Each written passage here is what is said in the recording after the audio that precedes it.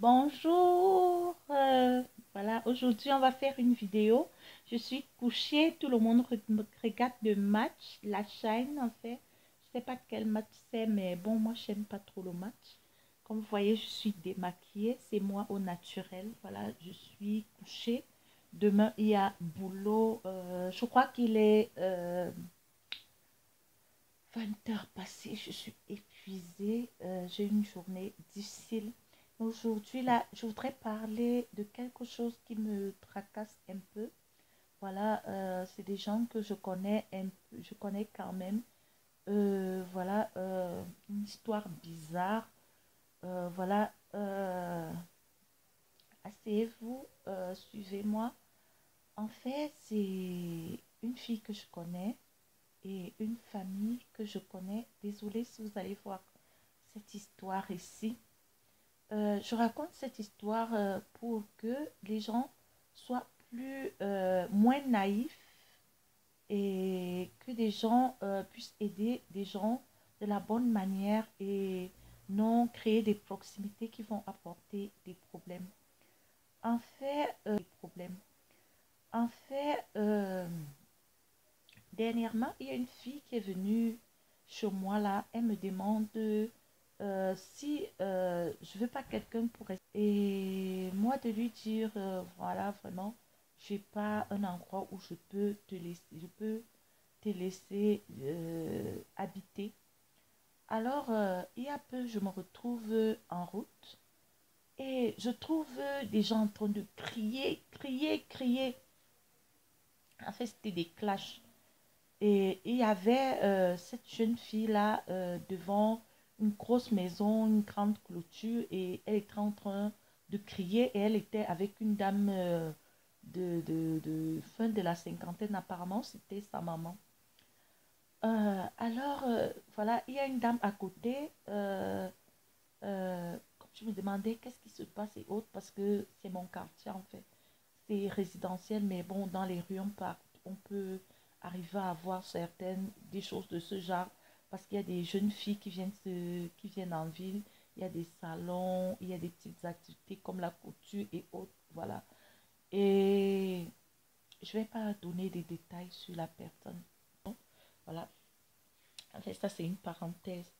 Et je demande à la dame, à la maman là, pourquoi cette jeune fille crie et elle me dit que la dame derrière, c'est sa maman et que la dame de la grosse maison là, c'est sa tante, en fait la petite sœur de sa maman.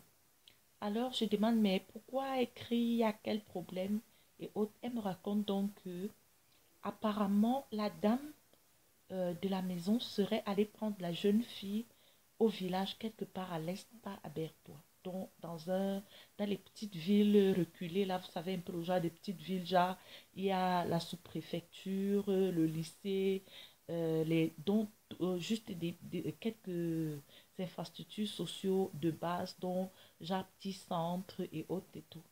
Et apparemment, la dame fait aussi des activités agricoles là-bas sur des hectares et autres. En fait, c'est pas loin. En fait, c'est presque dans leur village. Alors, elle est allée prendre la fille là-bas parce que quand elle allait passer les 1, 2 semaines là-bas, c'est la fille, cette nièce-là qui l'a coiffée. Alors, elle prend la fille, elle amène, elle dit à la fille, voilà, tu es dans un coin perdu comme ça, vraiment, tu peux aller te débrouiller à Yaoundé. Dis-moi, je ne connais pas Yaoundé, donc Yaoundé, c'est la capitale du Cameroun, je ne suis jamais allée là-bas. Et tout, je dis, il n'y a pas de problème, je vais t'héberger. Et voilà, tu vas te perfectionner dans un grand centre. Et bon, je ne vais pas donner ces détails-là. Bon, elle va se perfectionner et elle va faire mieux que ce qu'elle va. Elle fait. Alors, elle amène la jeune fille euh, à Yaoundé. Donc, quand je regarde la fille là, elle peut avoir entre 24 et 28 ans. Donc, elle est très claire de teint, genre, elle avoisine le métissage en fait. Les métissages clairs, pas les métissages foncés. Alors, euh, et sa tante l'a donc emmenée en ville. Elle lui a donné un petit studio à la dépendance. Il dit, bon, bats-toi, voilà, tu finis ta formation et puis on va t'offrir un truc et tout. Tu seras à ton compte, tu vas te battre et puis quand tu seras prêt, tu pourras voler de tes ailes, tu pourras partir de chez moi. Alors, je ne sais pas ce qui s'est passé, mais la dame dit que un jour, celle qui me racontait, elle me dit que un jour, la dame était au salon, je faisais en train de causer avec la jeune fille, apparemment, elle donnait aussi un grand coup de main là-bas. Alors, du coup, il y a quelqu'un qui sonne et elle lui dit, bon, ma chérie va regarder, ma fille va regarder. Alors, pendant que l'autre va regarder, elle voit un message qui arrive sur le téléphone de la jeune fille qui était posée sur la table. Elle voit une image de son intimité, de son intimité de femme, vous comprenez de quoi. Je fais qui est là. Alors, elle prend le téléphone, elle regarde ce qui arrive, elle voit que ce message est destiné au numéro de son mari sur le téléphone de cette jeune fille-ci. Alors, elle dit à la jeune fille, c'est qui là-bas, c'est qui? Moi, je trouve qu'elle a trop de maîtrise.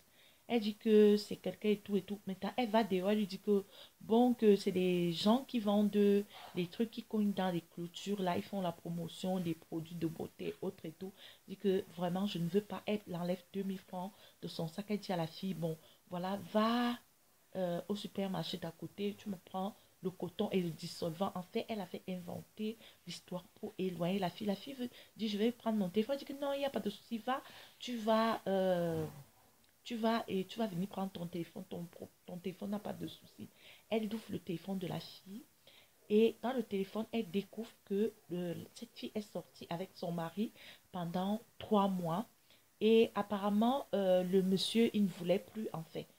Et elle disait au monsieur, non, ça ne peut pas finir entre nous. Cette vieille peau dont elle parle de sa tante, cette vieille peau doit partir d'ici. Oh ceci, oh cela. Regarde mon intimité. Elle peut valoir ça. Une ménopausée comme elle, une vieille peau, est-ce qu'elle peut me vouloir? Quelqu'un qui allait la chercher dans un village, dans les fins fonds, au coin de l'Est là-bas. Vraiment, et j'ai fait je lui ai dit, mais cette fille, elle est venue dernièrement chez moi. Elle me demandait si elle peut habiter, s'il y a un chantier où elle peut habiter. Je lui dis, elle me demande que tu la connais où. Je lui explique, je ne vais pas donner ces détails-là. Voilà. Et on ne sait jamais qui peut tomber sur cette vidéo. Alors, la dame euh, dit que quand la fille elle a eu une maîtrise, parce que c'est une femme qui a plus de 50 ans, donc elle a une certaine maîtrise et son mari est au lieu placé. Et le monsieur dans le téléphone est en train de dire, vraiment, il ne faut pas que ma femme découvre ces choses-là, je veux qu'on arrête ça et tout. Et apparemment, elle disait, bon, ça fait 3 mois que tu ne me touches plus, voilà, tu me manques, machin, des choses bizarres. Vraiment. Et maintenant, ce que la dame va faire, elle va lui dire qu'elle revient, elle attend peut-être 3 4 jours passés, elle lui dit, voilà, j'ai envie d'aménager le studio de la dépendance où tu es là, voilà, prends 150 000 là, tu vas te trouver un studio. Elle dit, non, non, je vais d'abord aller chez une amie, comme ça, elle dit que non, porte une fois tes choses et tout, elle a donc porté. Maintenant, 3 mois, 4 mois après, elle revient donc dire à sa tante que, voilà, tu avais dit que je parte, tu vais venir occuper le studio. Je ne m'en sors pas trop avec le truc que j'ai fait. Et en plus, je suis partie chez ma copine parce que j'avais des amis longs là-bas. J'ai dû avancer une chambre et autres et tout. La dame de la maison lui dit que non, vraiment, je suis désolée, je n'ai pas encore fait les travaux et faire après. Et elle dit à la dame que la ménagère de la maison lui a dit que c'est là-bas qu'elle part, que certains des produits agricoles qu'elle apporte de là où je ne vais pas donner les détails, de l'Est là-bas. Alors la dame lui dit que mais je suis libre de faire des travaux au rythme que je veux et tout. Finalement, vous savez ce que la fille va faire. Elle va rentrer au village, elle va appeler sa mère, la dame avec qui elle est devant la clôture là, et ses oncles et tout. Elle dit qu'elle travaille, elle sa chose au village. Maintenant, la dame est venue déjà l'abandonner en ville. Les gens viennent donc chez la dame-ci qui est une bobo, comme on dit, c'est une bosse, dont une femme bien placée et tout, devant alors, elle entre, la famille-ci vient donc là-bas elle les reçoit dans le Bucaro. Elle leur dit vraiment, je ne peux pas accepter qu'elle revienne chez moi. Prenez-la au village. Voilà. Sa mère se met donc à crier que, mais attends, tu as trouvé ma fille, elle était occupée, machin truc. Elle dit, mais attends, je lui ai payé une formation ici et elle a un truc que j'ai ouvert, qu'elle continue à payer le loyer et qu'elle habite là-bas. Le truc peut rapporter. Est-ce qu'elle se sent bien seulement chez moi et tout et tout? Comme les oncles là voulaient parler, les oncles disaient que, oh, machin, ça se passe pas comme ça, machin, truc, et tout et tout. Elle a appelé un des oncles, elle dit que on a grandi ensemble. Tu es mon frère d'âge, sa mère est une grande sœur. C'est une tata pour nous et enfin, c'est une grande sœur pour moi, pour nous. Voilà, regarde mon téléphone, regarde ce que l'enfant s'y envoie à mon mari et tout, et tout, et tout, et tout. Donc, tous les détails étaient dehors. Elle dit que je ne veux pas de scandale. Et un homme peut avoir des moments de faiblesse. Je ne supporte pas mon mari, mais j'ai des enfants, j'ai investi avec ce monsieur. Mais si c'était une autre femme qui venait me faire ça, j'allais comprendre. Mais une personne qui porte mon sang, je ne peux pas accepter. Alors, les messieurs appellent son oncle, là, appelle les deux avec qui ils sont venus, ils racontent, disent que quoi? Quoi? Avec tout ce que la femme s'y fait pour la famille, avec tout ce qu'elle fait pour nous et tout. Maintenant, ça m'a dit que qu'est-ce qui se passe après quand ça dit que, oh, hein, c'est un homme, hein, machin truc, ceci, cela. Donc, elle commence à supporter sa fille. Tu sens qu'elle est de connivence avec sa fille et qu'elle est au qu'elle est au courant de cela où apparemment les oncles là, ils sont rentrés et la fille est donc restée avec sa mère à crier devant le portail. Vraiment, les jeunes filles, les jeunes femmes, vraiment, quelqu'un peut te porter dans la misère, on t'amène dans un lieu où tu peux t'épanouir. Peut-être on pouvait lui trouver un travail mieux que la formation qu'elle fait là et que mieux que la formation qu'elle a fait et qu'on lui a ouvert même un truc.